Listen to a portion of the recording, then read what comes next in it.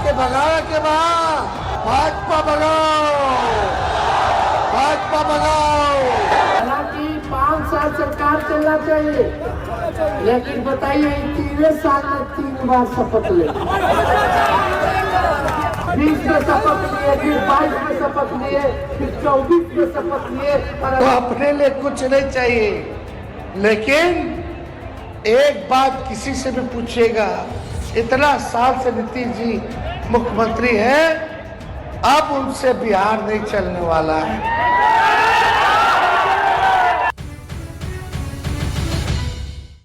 नमस्कार, मैं रवीश कुमार। बिहार में हाई वोल्टेज रैलियों और सभाओं की शुरुआत हो गई है। तेजस्वी यादव की जन विश्वास यात्रा में आने वाली भीड़ बिहार की राजनीति में चर्चा का विषय बन गई है। तेजस्वी यादव 20 फरवरी से ही जन विश्वास यात्रा पर निकले हैं। पहले उन्होंने सभाएं की, मगर अब रोड शो करने लगे हैं। अखबारों में चर्चा है कि इतनी भीड़ हो जा रही है कि संभालना मुश्किल होता जा रहा है।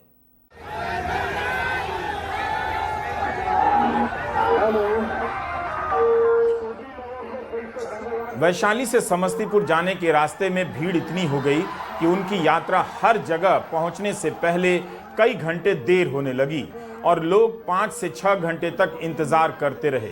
नीतीश कुमार लंबे समय तक बिहार की राजनीति में कायम हैं, तेजस्वी यह भांप चुके हैं। यही समय है कि किसी नए नेता को जनता के बीच अपनी जगह बनाने की कोशिश करनी चाहिए।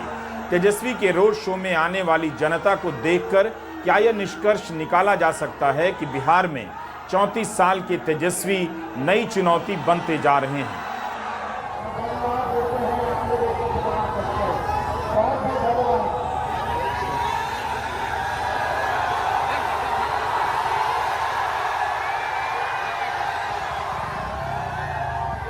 बिहार की जनता तेजस्वी यादव को कैसे देख रही है, लेकिन इससे भी बड़ा सवाल है कि बीजेपी इस तेजस्वी यादव को कैसे देख रही है। तेजस्वी का मुकाबला वो जनता के मैदान में करना चाहेगी या पीछे के दरवाजे से और जांच एजेंसियों के सहारे तेजस्वी को घेर कर।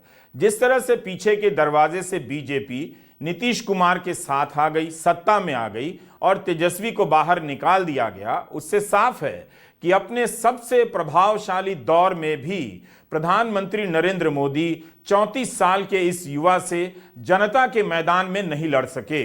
उन्हें बिहार में ऐसा कोई नेता नहीं मिला जो सड़कों पर उतरकर तेजस्वी यादव की तरह समर्थन जुटाकर दिखा देता। पिछले दरवाजे से सरकार में आने का खेल कुछ और होता है और निश्चित रूप से इसमें नरेंद्र मोदी काफी आगे हैं। लेकिन यह भी सही है कि 2014 के बाद की राजनीति में नरेंद्र मोदी की तूती बोल रही है। हिंदी प्रदेशों में उनका एक छत्र प्रभाव कायम हुआ है। इसके बाद भी उन्हें बिहार में वैसी कामयाबी नहीं मिल सकी जैसी यूपी में मिली है। बिहार में बीजेपी दरवाजे के पीछे से लड़ती नजर आती है और हर बार बेदखल होने के बाद भी तेजस्वी सामने से लड़ने चले आते हैं। बिहार की सबसे अगर कोई बड़ी पार्टी है तो उसका नाम राष्ट्रीय जनता दल है।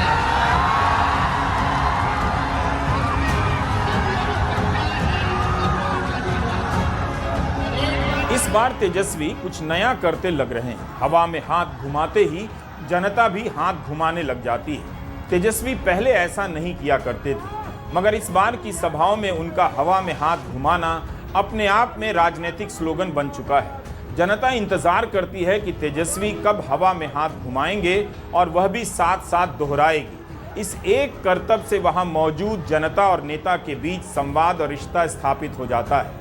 इसके लिए माइक की जरूरत नहीं पड़ती, ना नारों की। आमतौर पर रोड शो में स्थायी रूप से लाउडस्पीकर नहीं होते हैं।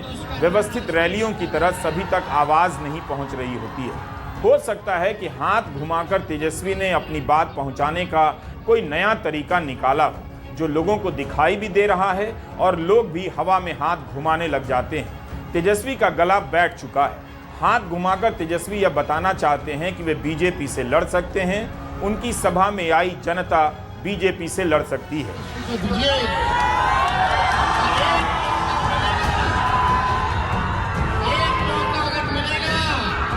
तेजस्वी बीजेपी और जदयू को हवा में इस तरह हाथ घुमाकर उखाड़कर फेंक सकते हैं। राजनीतिक दल अपने विरोधियों को कई तरह से चुनौतियां देते हैं, लेकिन यह भी ध्यान रखना चाहिए कि बिहार में बीजेपी और जदयू का आधार इतना भी कमजोर नहीं कि तेजस्वी हवा में हाथ घुमाकर उन्हें उखाड़ फेंके। बिहार की लड़ाई का पलड़ा अभी भी बीजेपी और जदयू की तरफ ही झुका है, लेकिन सवाल उठता है कि क्या बिहार में बीजेपी का कोई भी नेता तेजस्वी की तरह रोड शो कर सकता है, जनता के बीच जाकर इस तरह तेजस्वी को ललकार सकता है। इसके बाद भी तेजस्वी का हवा में हाथ घुमाना एक नई राजनीतिक देह भाषा का रूप लेता जा रहा है। जिस तरह से विपक्ष हताश, निराश और परास्त हो चुका है, उसके खेमे के बीच से 34 साल का एक नौजवान नेता उठ खड़ा हुआ है और चुनौती देने के अंदाज में हवा में हाथ भांज रहा है। दो बार बिहार में उप मुख्यमंत्री की कुर्सी तक पहुंचने के बाद सत्ता से बाहर कर दिए गए तेजस्वी यादव का यह जोश बता रहा है कि वे बिहार की राजनीति में टिकना चाहते हैं, लड़ना चाहते हैं। राजनीति में नेता बहुत तेजी से पुराने होते जाते हैं, मगर अपने इन्हीं नारों और कर्तव्यों से वे खुद को नया भी करते रहते हैं। तेजस्वी का हवा में हाथ भांजने का अंदाज ठीक वैसा ही है जैसे अखाड़े में कोई नया पहलवान किसी दूसरे शहर से आ गया है। हमको अपने लिए कुछ नहीं चाहिए, लेकिन एक बात किसी से भी पूछिएगा, इतना साल से नीतीश जी मुख्यमंत्री है, अब उनसे बिहार नहीं चलने वाला है। कोई विचारधारा होनी चाहिए, कोई सिद्धांत होनी चाहिए, नैतिकता होनी चाहिए, लेकिन आज ना उधर जाते हैं, उधर का लोग को कोसते हैं, इधर आते हैं, इधर का लोग को कोसते हैं। कुछ दिन पहले भाजपा वाला क्या कह रहा था नीतीश जी के बारे में? कौन उनके साथ खड़ा था? कौन खड़ा था उनके साथ? हम लोग खड़े थे उनके साथ, मिलकर के 24 में भाजपा को हराते। लेकिन अब चाचा जी जो झंडा उठाए थे, अब भतीजा झंडा उठा करके भाजपा को रोकने का। चाचा का झंडा भतीजा उठाएगा। तेजस्वी को पता है कि उसी सामाजिक आधार से अपने लिए भी जनाधार बनाना है। पिछड़े वर्ग में नीतीश कुमार ने लंबे समय तक पकड़ बनाए रखी, मगर अब उनकी पार्टी बिहार में तीसरे नंबर की पार्टी हो चुकी है।